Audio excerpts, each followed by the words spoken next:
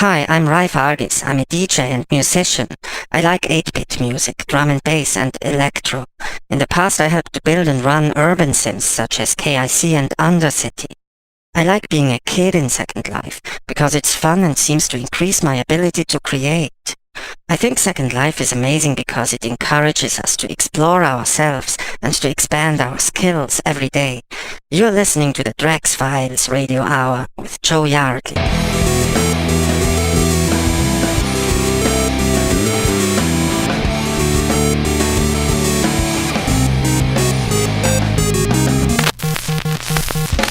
Hello there and welcome to the Drax Files Radio Hour with Joe Yardley. My name is Draxter Dupre. I can't even pronounce my own name anymore. And with me is Joe Yardley. Hi, Joe. What are you doing? I'm talking to you. This is a fabulous show. The station ID you heard Ray Fargus. He's active in the SL Kid community. He's a DJ and a musician. We have 2 music breaks today because his stuff is really cool. But today also on the show is Nick Yee, founder of the consulting firm Quantic Foundry. They survey gamers in huge quantities and nuance. Nick has been on the show before. He's a big name in game and virtual world research for over a decade. His book, Proteus Paradox, and we, of course, remember him from the Daedalus. I remember him from the Daedalus project, where he looked into online identities of MMO players and virtual world enthusiasts. So it's a fascinating conversation. Nick knows why we're doing what we're doing, Joe. I wish I knew. Well, that's see, you don't have to know anymore. You just have to kind of call him and he'll figure it out with his data that he has.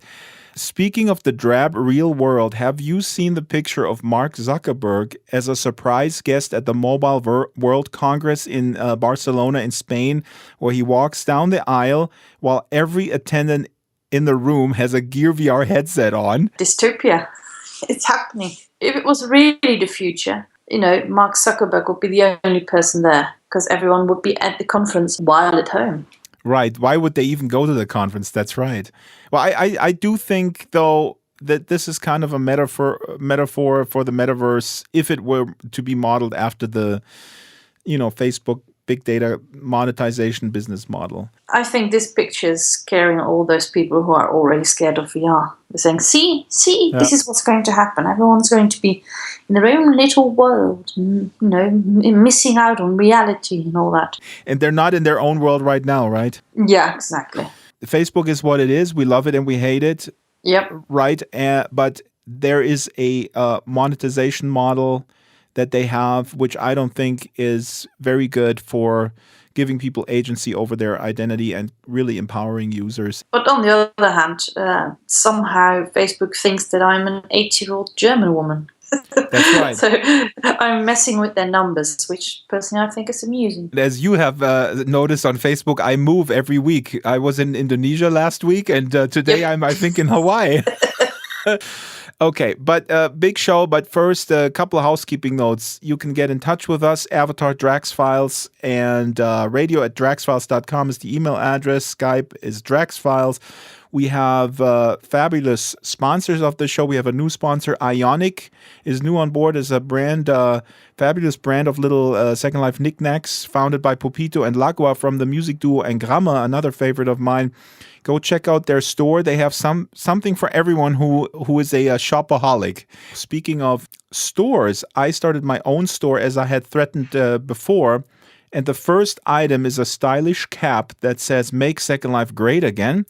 We're adding awesome stuff every other week. And when you buy from my store, you support this show and the Drax Files video series. So this is a way where you pledge your support for what I'm doing and what we're doing and what this kind of represents as sort of a counter to the negative media narrative. So pick up the baseball cap, wear it proudly, gift it to your friends. It's an awesome random gift that you can send to all your hundreds of friends in Second Life. And you know you've done good because you're supporting the show. Every little Linden dollar helps.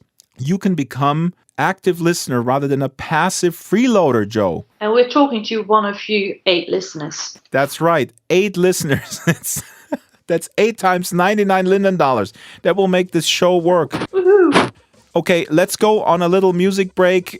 Here's Ray Fargus with a tune called Never Say Die. Ray is a awesome VR evangelist. He's actually a radio DJ in real life in Austria. And while we're playing this tune, why don't you go to a marketplace store and pick up a baseball hat? The link is on the blog. And here's Ray Fargus.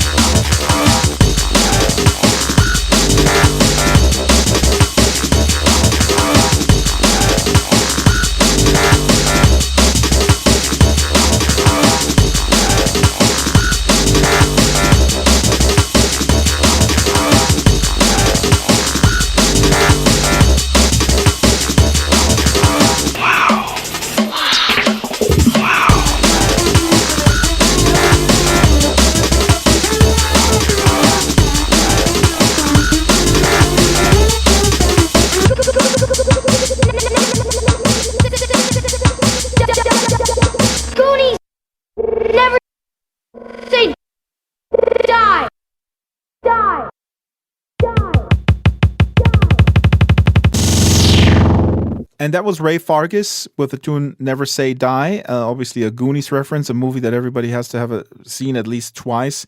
Let's move on to the main topics of the show. First of all, Loki Elliott, one of our 9 listeners, I think we have now, sent me 2 fabulous articles about virtual reality and violence. And the articles basically stipulates that as virtual reality gets more realistic and you're really in there, the first article is talking about how game developers are sort of pulling back from depicting violence in sort of an ultra-realistic way because they are afraid that people are basically turned off by that violence. Absolutely. And, you see this in Hollywood movies as well. Violence was realistic. Most of us would not want to watch those movies. And there are some that go for the ultra-realistic violence, but most action movies where people are beating each other up, for instance, like, 24 with Jack Bauer, that goes on and on.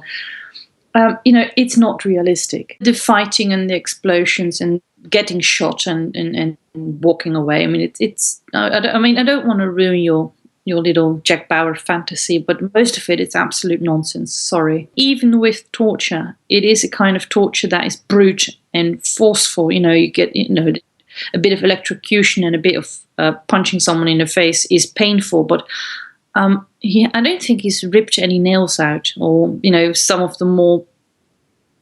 It could be more realistic, and if it was realistic torture, people would stop watching. Mm-hmm. There are so many games where violence is so important, and you're absolutely right that most of us would stop playing certain games, but then again, other people would enjoy them even more if they were realistic. That's right. Actually, I would say, as this article, we're going to link to it on the blog, is sort of talking about how developers are pulling away.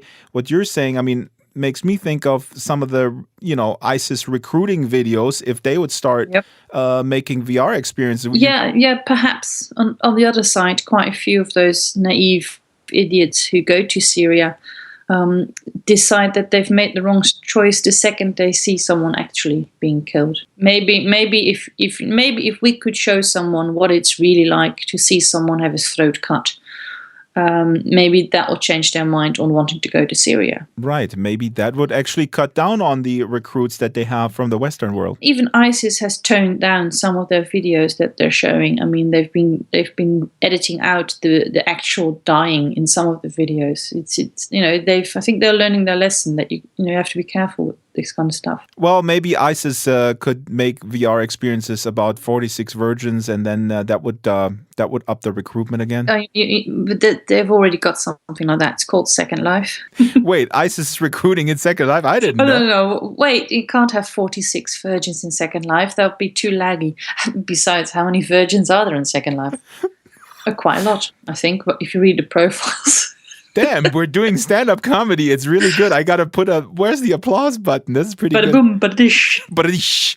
So the other article is also very interesting about the Milgram experience, which refers to researcher Stanley Milgram in the 60s. He was testing obedience of sort of regular people from the street by telling them they had to administer electroshocks to other people who memorized stuff wrongly. So if these people would memorize the stuff wrongly, these guys from the street should administer electroshocks and really kind of dial up the voltage. Of course, that wasn't really happening. He just wanted to test how easy it is sort of to make regular people to basically torturers.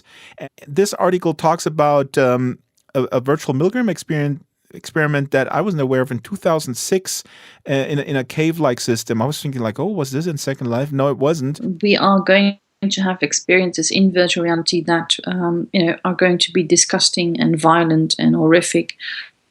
And what is that going to do to the people who are having these experiences? Is this going to be better for them, make them better, because they need this in their life because they're psychopaths or something like that? That's right. Is it going to make it worse?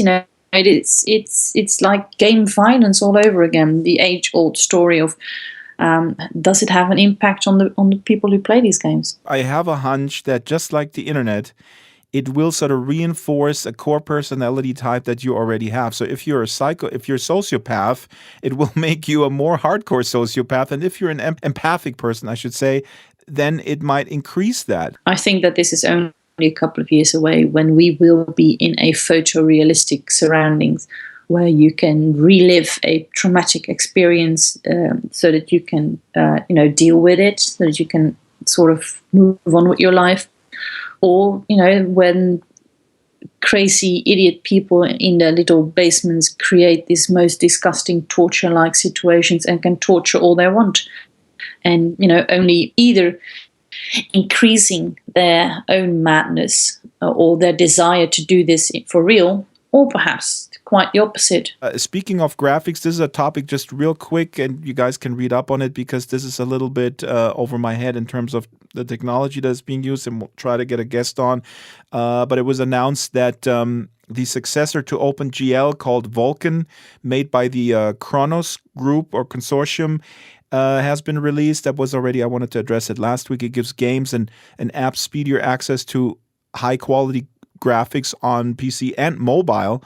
And there's a bunch of really amazing screenshots here from a game called Thalos Principle that is using a Vulkan, and also a demo from a game called Protostar made by Epic Games, and it was made for Samsung. Very interesting to see what our friends are doing at Sunstar. When Sunstar finally goes public, will the graphics already be outdated? Because it's going so fast. Will they? They pick a graphic engine that they pay a lot of money for to use. We don't know. We don't know if they're building their own or if they are using licensed products. That we don't know. I can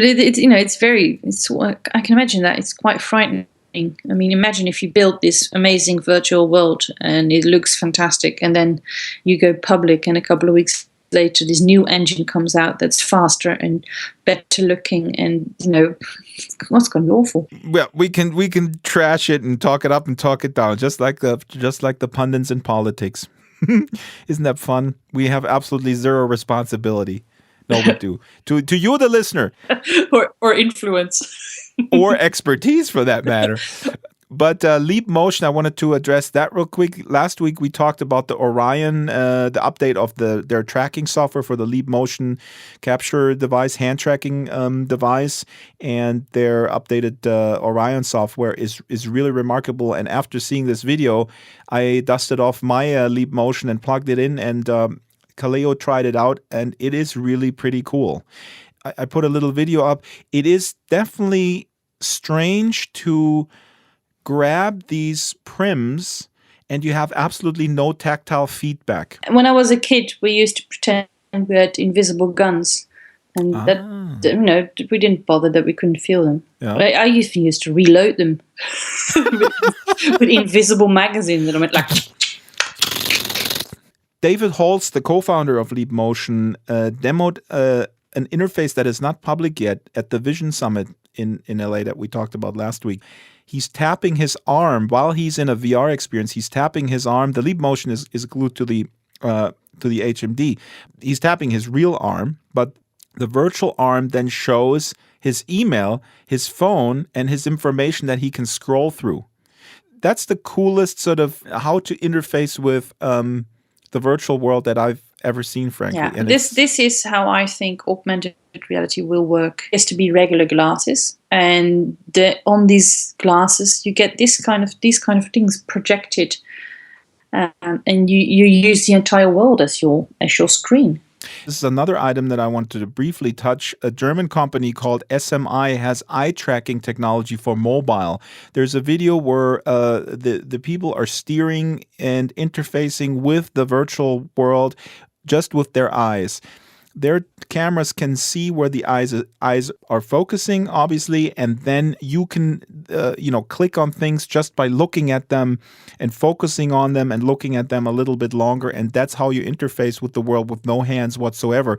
And by the way, High Fidelity is partnering with SMI, so it's going to be very interesting what they have in store with High Fidelity. Using eye tracking, that's another way to interface with the world, and we also know that Magic Leap. Yeah, go ahead. And also, if the computer exactly knows what you are seeing, it means it could also de-render everything else. Talking about Mobile World Congress in Barcelona, another thing that was unveiled there, of course, was that the HTC Vive, the big Oculus competitor, is $799, which is steep, but at the same time, what you get for it, and I think they do have a leg up when you compare it with Oculus, they have sensors for the entire room. So you can walk around in your room and you are being tracked while you're walking in the room. And you have also 2 wireless controllers, you have base stations, you have earbuds. But I think the room controller, their system of tracking you in the room is quite a bit superior to what the Oculus has on offer. So it's gonna be interesting. At the same time, I don't know if you've seen this, but Coca-Cola is, of course, in it. That's brilliant. Yeah, I've seen that. That is fantastic. The Coca-Cola carton where your cans come in, they can be transformed into a cardboard viewer where you can do virtual reality viewing. I think that's a really brilliant advertising gimmick. Yeah, but, Coca-Cola had a spinning Coke bottle in Second Life in 2007, and they thought it was brilliant back then. I'd love a spinning Coca-Cola bottle. Is this where we get free stuff from mentioning brands? Exactly. That's exactly why we're mentioning it. I wish. I need to mention also that a 360 video camera was released by Samsung, and the price is unclear. The question is this virtual reality or what is it? But the point is here that you will be able, hopefully soon, at a relatively affordable price point, be able to shoot 360 video in real life. Yeah, it's not VR. Although perhaps Palmer Luckey might be confused. Yeah, because there's nothing virtual about it. It is 3D reality, 3D video, 3D film. It is a lot of things, but virtual means that it doesn't really exist, that it's built in a computer, and this is not. So, they may want to try and sell it as VR, and it's an experience that you can have with your VR headset, but it's not VR. But these are just, I would argue that these are semantics, because when we're talking about what augmented reality provides and how that stuff is merging, I need to mention another company that we're linking to called Lytro. They're making a camera that is supposed to add virtual characters or CGI-created objects and content into a real 360 video. So that will be the merging of the two worlds again in terms of making experiences. Yeah, that makes it a whole different and perhaps even a new thing, because then you're combining virtual reality with video reality. Well, it's sort of augmented reality, but it's virtual augmented. Never mind.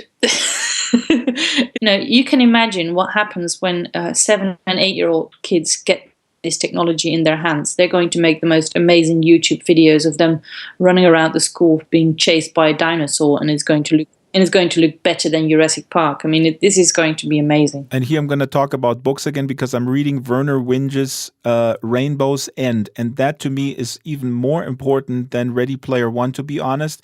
This came out in 2006. Everybody should read it, or if you don't read, get it a book on tape. It's amazing, and that is really about a lot of wearables. People wear contact lenses in there. They have options of tons of different augmented reality overlays. And in that vein, I saw a HoloLens demo, Joe, with what they call mixed reality gaming. And there are holograms. There's a gun that the guy holds. It's a controller, but you hold the gun, and monsters are coming through the wall, through the physical wall, and it's a seamless integration into the physical world. The thing is, they used a very simplistic and rather stupid game to show what it can do. I mean, it works. It is impressive, but I would, I'm trying to think how it could be used for more interesting things. They always show some shooter games. Yeah. Of course, but can you imagine something like this in a classroom? Yeah. Where all the kids wear their headset, and suddenly, instead of some sort of monster coming out of the wall, half the wall of the classroom breaks apart, and a knight in shining armor on a horse rides into the classroom. Exactly. I mean, I hated school, and I wish. Moving towards Second Life, the Second Life listeners are they're so upset right now because we're not talking about Second Life. But here's something, Joe, because your a photo of us appeared on uploadvr.com, and the article talks about social VR and how Facebook is working very hard on social VR, and that they're not rushing. They really want to have something super solid and awesome. And the picture at the top of this article shows you, me, and Fluffy at a live show that we did in Second Life. Yep. Interestingly enough, no mention of Second Life at all in that article. Yeah, nor a credit to whoever took that picture. It's the internet. I couldn't help commenting because I think, again, we talk about this almost every week, but the point is that Second Life deserves a mention in the context of talking about this. I think it's really bad journalism and rather rude to just not mention it. What is the reason why they're not mentioning it? Are they not aware of it, or are they just not? I think in this case, the person who wrote it just has no idea. They have no idea, and even if they know Second Life, all they know is that it was some sort of, game from 20 years ago, from 10 years ago. That's all they know, and they have no idea that it actually is, virtual reality. Even Palmer Luckey seems to think that if you're not using a headset, it's not virtual reality, which of course is technically absolute rubbish. Like Second Life or hate it, if you write about the history of social virtual reality interactive stuff on the computers and on the internet, you can't skip it. You at least you sort of have to mention it. Okay, let's take a little breather with some music before we go to the interview with Nick Yee from Quantic Foundry. Here is Ray Fargus again with a tune called Ban Me, Please. Ban me from Second Life, please. That says plea. Here's Ray Fargus. To die will be an awfully big adventure.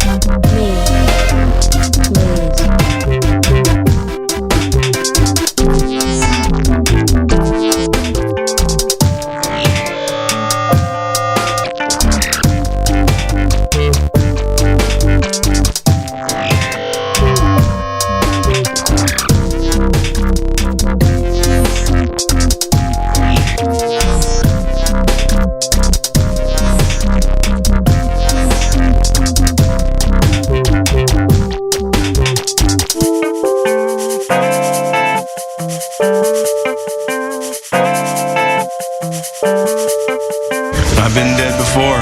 I got over it.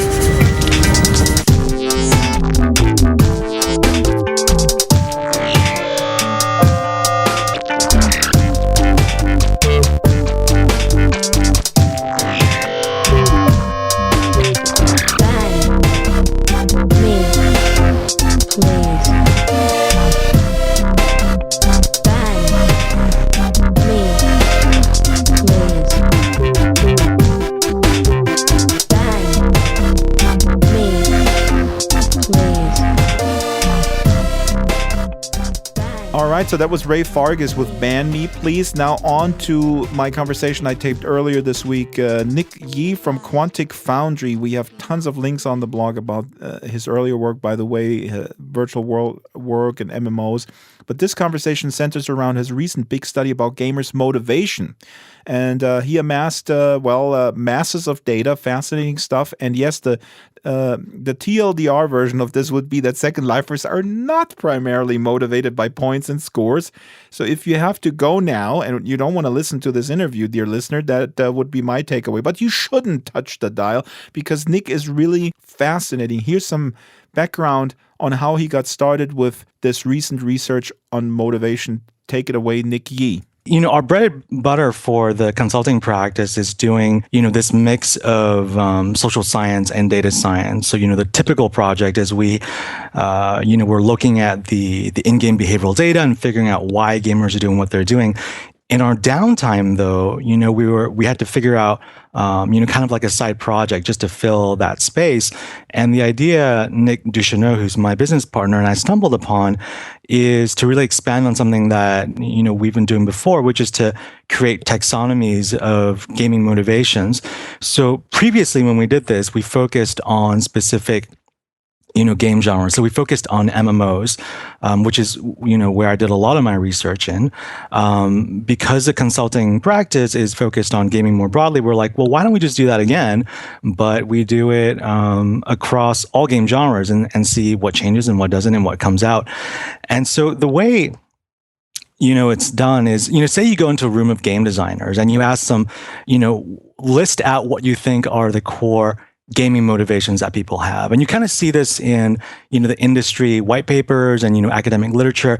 People know Bartol's player types, LeBlanc has this aesthetics model. There are all these models floating around. And you go into a room of any game designers and you can say, on each of your piece of paper, draw out, your own list of what you think those motivations are, competition, narrative, achievement, and so forth. But everyone will end up with a slightly different list. And that's kind of the state of the industry, and so the question is, well, how do you figure out which of those models is correct? The terminology, is that also something that is not kind of agreed upon? Yeah, so in Bartol's model, there's a killer type. Clearly he created it with a very mud MMO mindset, and that's understandable because that's where he had his observations from.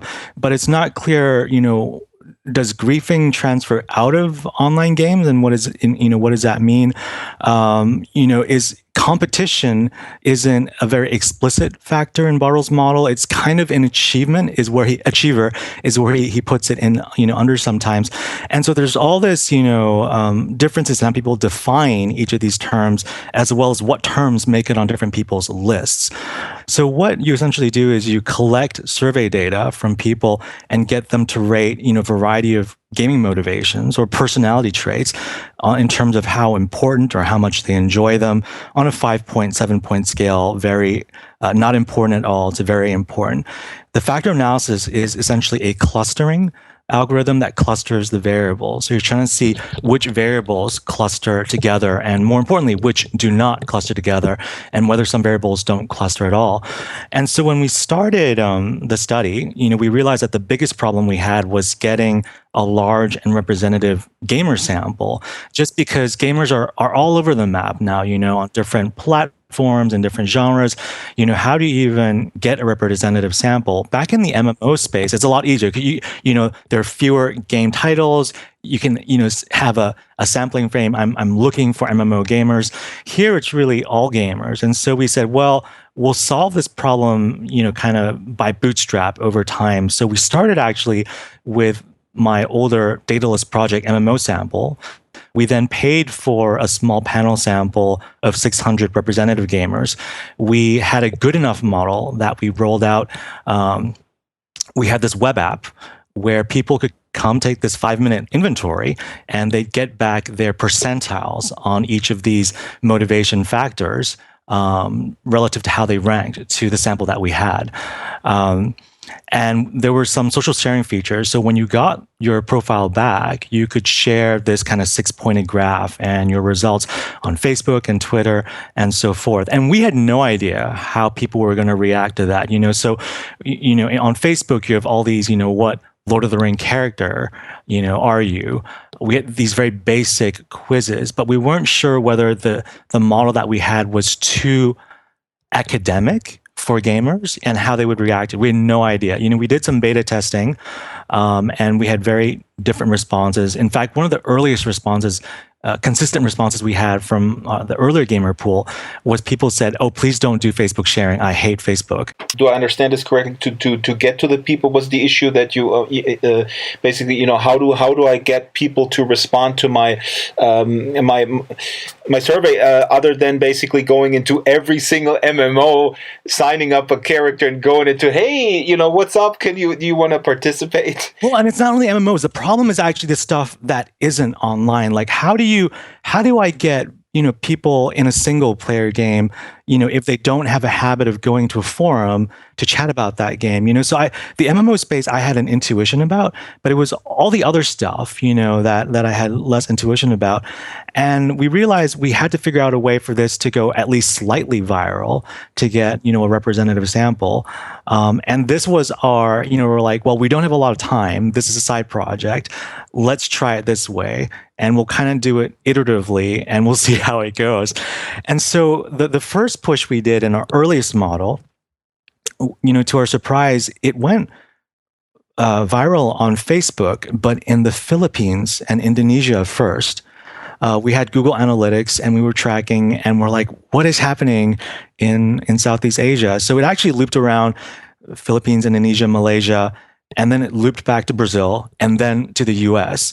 And then by the end of 2 weeks, we had 30,000 gamers in our sample. And we're like, wow, that actually worked. And we were both kind of shocked. So we used that, had a much larger data set now, and created, revised the model. We rolled out a second version. This was in late July of last year. And we rolled it out again and we did a little push. And the biggest win for us was Ars Technica picked it up.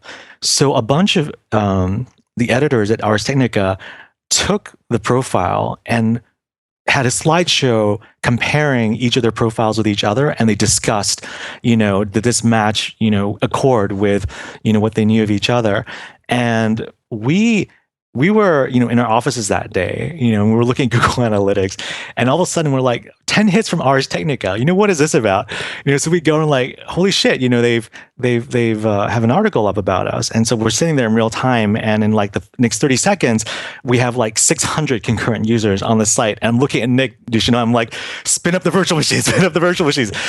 So I think we crashed for like 5 minutes because we weren't anticipating that at all. At the peak, we had like 900 concurrent users on the site go through, and over the next 2 weeks, so that started this huge viral wave on Facebook, went across the world again. And then at the end of like those next 2-3 weeks, altogether, we had over 140,000 gamers go through the profile tool. It was crazy, So, for perspective, I had been doing surveys of MMO gamers for like almost a whole decade, and I think collectively over that decade, I surveyed maybe 70,000 altogether was what I did, and it took me like a whole 10 years to do it. So that there is basically like a whole bunch of applications for this data. I mean, for a company that creates a game, can create the perfect game that appeals to most people, I guess. Well, So one project that we've done is where we have a client come to us and say, we're developing this game that's a combination of two motivations that typically are not seen in the, any game genre, and we're trying to figure out, is this a viable model?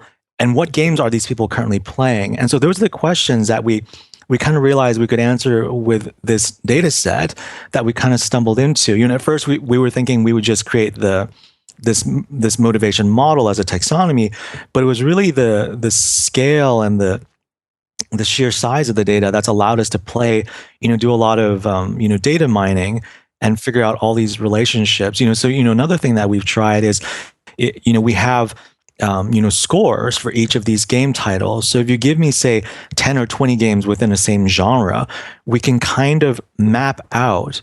Say you tell me, San Francisco is X miles from New York, and New York is X miles from Montreal, and you give me these 10 dots and 10 distances. I can visualize on like a 2D map and kind of optimize the distances to show you, what games end up being in the center, what games end up being in the periphery. If you want to go from game A to game B in terms of your audience, what are the bridge games, in between? And so we can kind of do the same with game titles and plot those out. But we're blogging a lot about gender differences, age differences. Sorry to jump in. It is fascinating. I can talk to you all day about this, but I don't have you all day. So I need to put on the head of the cynic first, which I wanted to do later, because what immediately jumped in my head. So now you can with your data, you can create the blandest game in the world that appeals to everyone, sort of like the most boring Hollywood movie ever. I would say that that's the path really that we've already gone down on in terms of the game industry. Yeah, rinse and repeat, as Rod Humble, formerly CEO of Linden Lab, said. Rinse and repeat. And I think what people are realizing now, and the recent interest in surge in independent games, is people realizing no, there are actually all these interesting submarkets, that are waiting to be discovered. And that's really the space that we're more interested in, as well as gamers, is what are the untapped intersections that and can we help game companies figure out what may work and what doesn't work, and give them a sense of what that market looks like in terms of what games are playing currently and what their demographic makeup is. Now, what fascinates me, of course, as a Second Life fanatic, I don't know what you call that person, somebody who likes modern opera and Second Life. That's my Venn diagram. Atonal music and I don't know. But what have you found? Because you have some information also about Second Life players, residents. What can you tell me about them? And also specifically because Second Life is not a game; it's a place where you can play games, where you can make games. But what is fascinating to me, always has been, is that the motivation to engage with Second Life or in Second Life or with the community is of such intrinsic nature often, because there's really no reward system. So what have you found out about that sort of versus take it where you will in terms of this intrinsic motivation? Does that work, or is that marginal? Or well, so we plotted out the motivation scores for Second Life. This is on our blog, so I can send you the link later so you can share with your listeners. So for the Second Life users that we had, the motivations that they scored highest on were design, which is customization, self-expression, creating stuff, creating a unique avatar, and community, which is pro-social interaction, chatting, being in a group, building things together. And those are the two things that they scored highest on.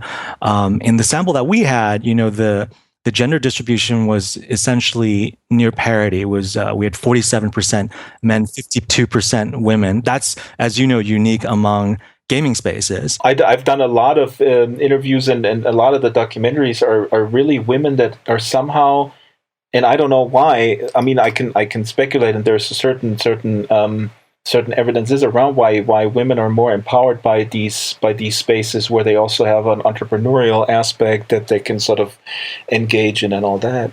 Yeah, we also when we asked people's gender, we also provided a non-binary other option, and they could type in whatever they wanted. And so in terms of the games that we've looked at, Second Life had one of the highest non-binary gender distributions. It was 2%, but that's still far higher than a lot of the other games that we've looked at. It was also much higher in terms of the average age. So the average age in our sample was 26 and a half. And most games, they go from about, 24 to around 30. Here for Second Life, the median age we had was in the mid 40s. So it was significantly higher than what we've seen elsewhere. We're also able to look at the games that these gamers have put down and see what other games are popular with these gamers. Yeah, so we found The Sims, Myst, and the Secret World and Guild Wars were the ones that came up on top. Oh my God! I just talked to a Linden Lab employee who told me that Guild Wars is his favorite game. That's funny. So again, we're playing around with this data in a lot of different ways, and kind of, because it's really data that we haven't played with before. And you don't know what's there until you play with it. And you don't know, how you can look at the data until you try and see what resonates with people. So that's really the process we're in. So we're chatting with as many people as we can and sharing a lot of this, the findings on our blog, to get a better sense of, what questions people ask when we put this data in front of them, and what sparks, light up, and what things we think make a lot of sense that actually end up not being very important to designers and so forth. So that's what we're doing a lot of right now. Have you found anything about not only Second Life, but in general, about how people identify with their avatar or game character? What fascinates me is that a lot of people in Second Life refer to their avatar as themselves. So it's really an extension of themselves. They don't see that separate. And within Second Life, there's been this discussion for a long time now between the immersionist and I think the augmentalist or augmentalist. Don't quote me on that, but someone who is sort of dropping in and dropping out, and someone who is really in it in terms of a role play, I guess. I mean, it would be like somebody role playing like a different era in real life, dressing up like the 50s, let's say, or the 20s. What have you found out about that? I mean, how strong is that relationship to the character? So we haven't, looked at that avatar information specifically, but one of the motivations that we have is what we call fantasy, which is the appeal of being someone else somewhere else, which is independent of the story narrative element, right? So there are people who really want to know how the game story ends, but they're not particularly interested in the role play, the immersion aspect of it. It's more of like a book, as opposed to the people, for example, in Second Life, who may love the sense of being immersed in, a fantasy medieval Japanese world, or a other fantasy world, but the idea of a structured narrative is much less important to them. So it's not like they're there because, there was a really good author who wrote this elaborate backstory for everyone. For them, it's more that immersion experience. So we measured fantasy as a separate factor. So that's actually the third highest factor for the Second Life players.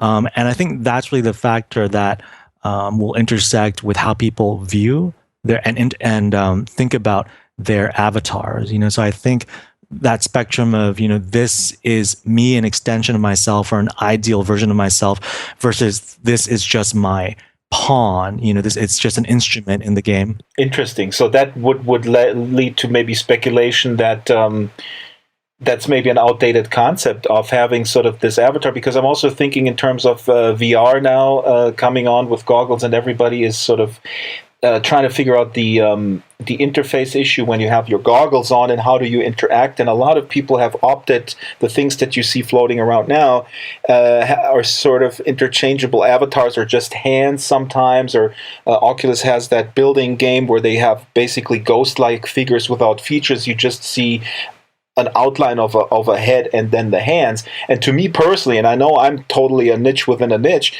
this would be not very satisfying. I would find it satisfying to have this building ability with Oculus, but I would want to customize my avatar first before I start building.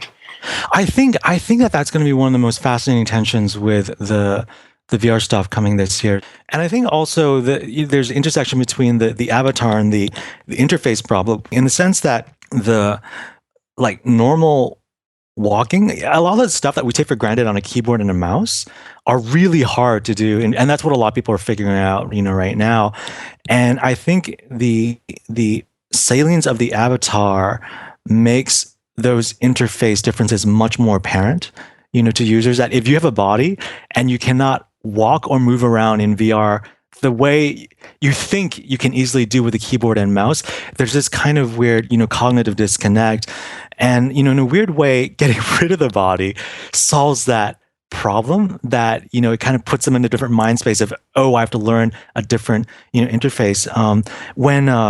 one anecdote I touched on in my book on all this is when John Perry Barlow in the early 80s, I think he was in Jaron Lanier's lab, early VR, and his first VR experience, they didn't have avatars. They didn't have embodiment because of technological constraints. And so John Perry Barlow was really floating around in a void, right? And John Perry Barlow writes about this, and he describes it as this kind of almost spiritual psychedelic experience, right? Well, because this is the hippie area, so it makes sense that he's using all these illusions. And, what's fascinating is historically, virtual worlds and VR have taken a very you must have a body kind of approach to usage. And I think it's kind of, I don't want to use the word constrained, but I think it has kind of created a specific path to follow. Well, in Second Life, you can be a flying toaster oven. I just want to throw that in. So one of the weird things that happen is when you put people when you put like business people or academics in Second Life and you put them in a meeting, they suddenly become very conscious of what their avatars are wearing. And we've all kind of seen that. So I think, when you have the avatar, it triggers certain social, norms. And, I think what's interesting in terms of VR is, really of being, aware of how having a body changes the kinds of interactions and the demands on the interface. And I think seeing how these different companies try to solve that problem, and how, when these democratized platforms where lay people can generate their own worlds and what interface systems they come up with, that'll be really, really fascinating. And I think a lot of that actually hinges on this issue of how salient and dominant the embodiment and the avatar are. I got to throw in a 30-second anecdote because I did a talk at Santa Clara University in front of professors. They wanted to use Second Life, and I was brought in there to explain to them what it is because Santa Clara had purchased all these islands, was 2008 or whatever. And one economics professor was really he was demonstrating his sort of disbelief that this is happening. Like, what bullshit is this, basically? And then everybody, some other people were, that's interesting, let's do it. And then everybody was sort of brought in world, and he was running around in a replica of my hometown of Munich, Germany. And lo and behold, he was like, this is baloney, look at this, what kind of crap. And a random guy comes in, a random avatar starts talking with him in Italian. Happens to be that he actually speaks Italian. They hit it off. The economics professor turns around to me and goes like, where can I buy some good clothes? Right, yeah. Is that hilarious? Exactly, yeah. It's like what you said. I mean, he became very conscious of who he was steering there in this world, and how people perceived him being sort of the noob, essentially. And he immediately felt the need to own him by customizing. Real quick, because we're running out of time. I have tons of questions, but data mining, you're sitting on tons of data, and that's good for. I trust you to handle that data responsibly. Some other people I don't, but you I do. So if I'm a company, let's say, and I want to play a part in the virtual world business, and this is the question. Philip Rosedale is on record saying, it's going to be 1 billion people. In Second Life now, he has a new company, High Fidelity. He's saying similar things. More power to him. As an enthusiast myself, I'm not so sure. Sometimes I think maybe there's just a finite number of people who thrive in this type of free environment, and the rest of us maybe just want a more structured narrative. They want a very specific set of goals and all that.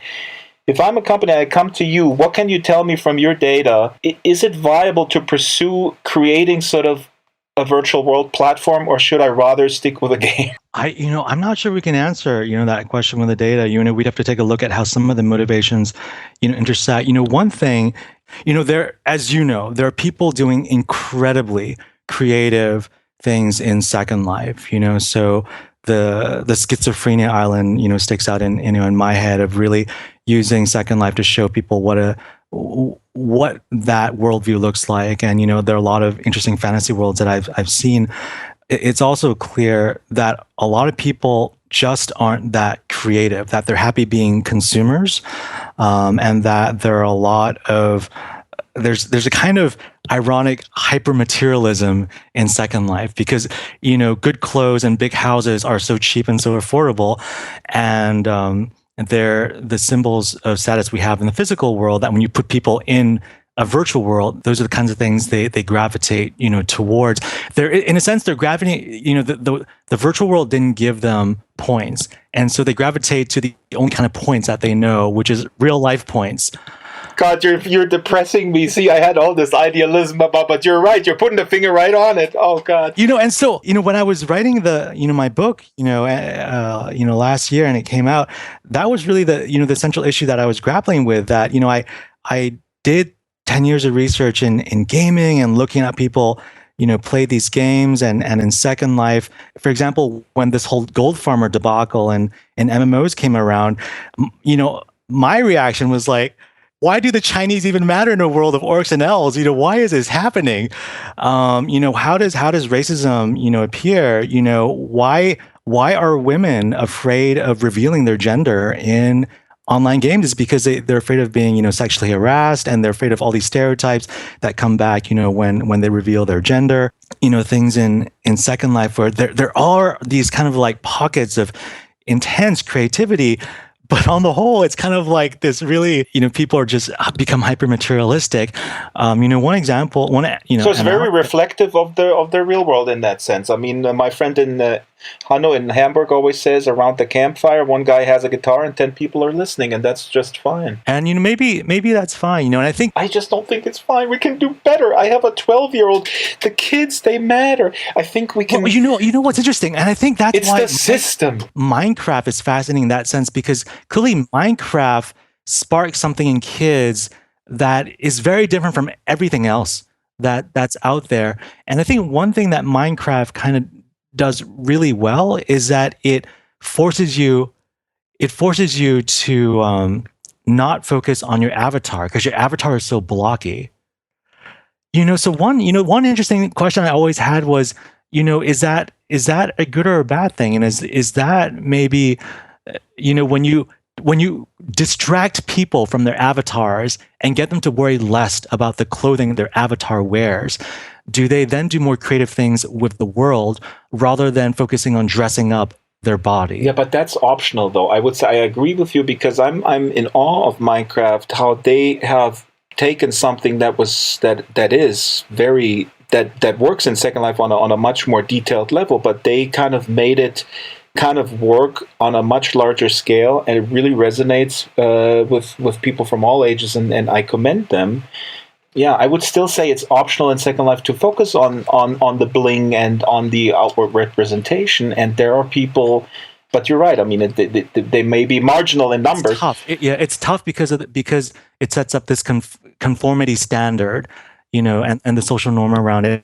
But I think that's going to be, kind of one of the most interesting kind of emergent experiences as VR and this new wave of virtual worlds, starts up again, is seeing, how this plays out. Again, was Second Life, just a fluke? Was that the only way that this could have happened?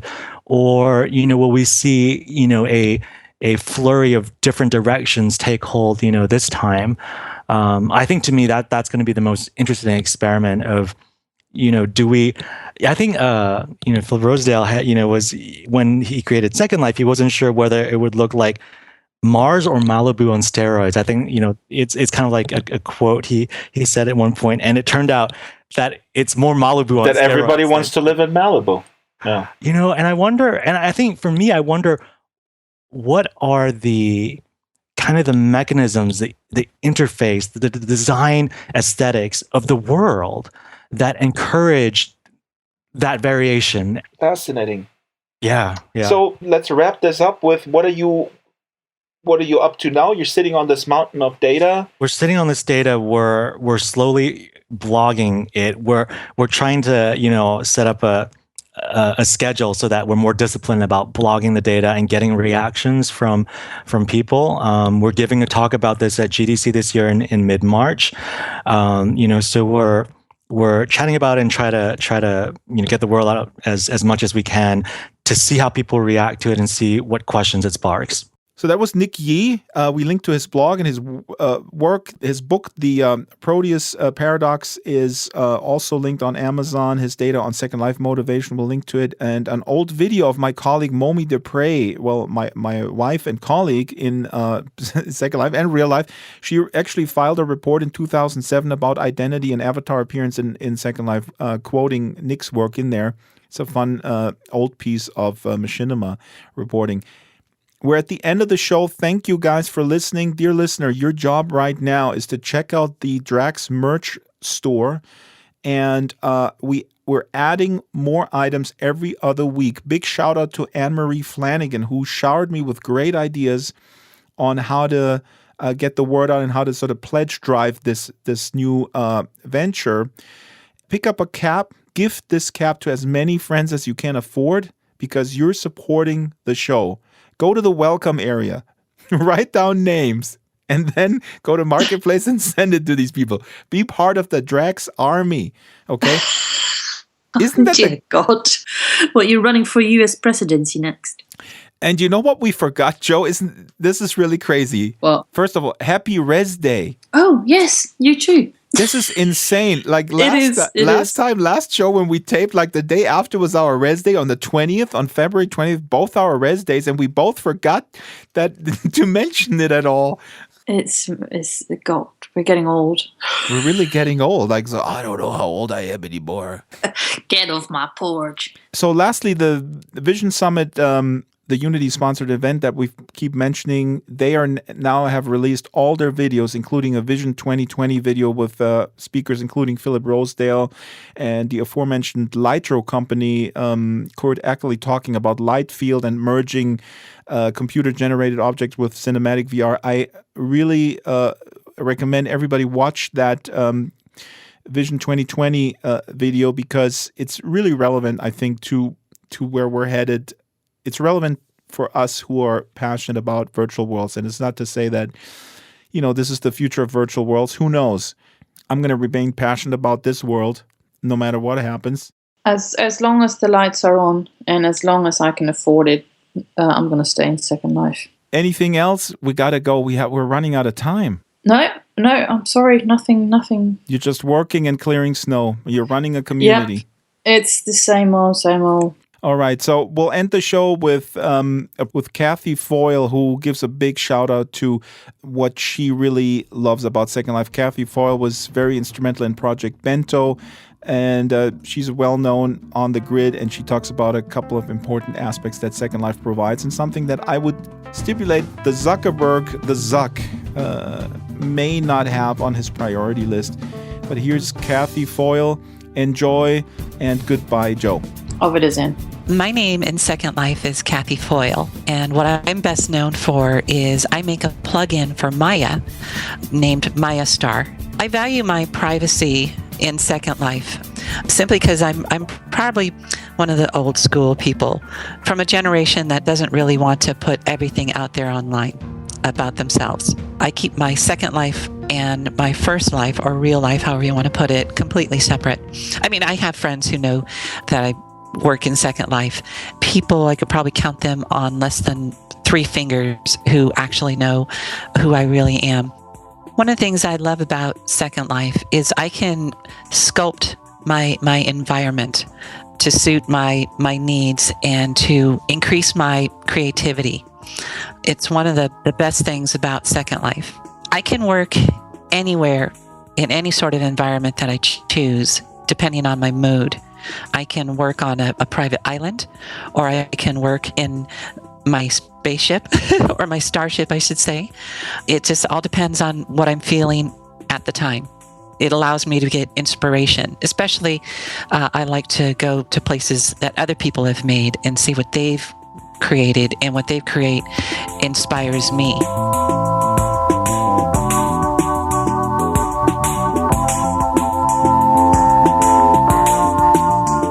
The Drax Files Radio Hour with Joe Yardley is a weekly production of Basic Drax Entertainment. The Show supported by Ionic, Maven Homes, Giza Creations, Botanical, Strawberry Sing, Humanoid Animations, Abranimations, Eros Avatars, Carlville Design, The Cube Republic, the Avazines Publication Family, What Next, Duchy Furniture, Landscapes Unlimited, Dwarfins, Fallen Gods Incorporated, Feroce SL, and Death Row Designs. Contact the show via Skype, Draxfiles, Avatar Draxfiles, or email radio@draxfiles.com. Anonymity. I was trying to practice that word, and I can't ever get it right. Yeah, and I've been speaking English my whole life. I should say privacy.